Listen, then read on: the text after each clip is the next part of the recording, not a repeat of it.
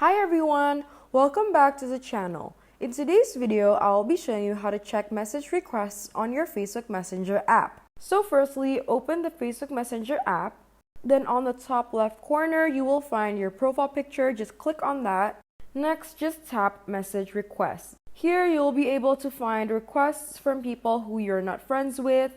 Facebook has created a folder called You May Know, so these are people that you may know from Facebook.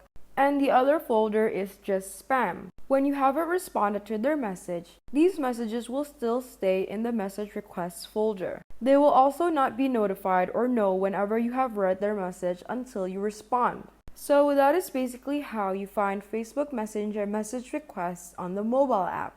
That's all I have for you today. I hope this tutorial was helpful for you. Don't forget to like, share, and subscribe, and leave any of your questions in the comment section down below, and I will happily answer them. Thanks for watching. Bye!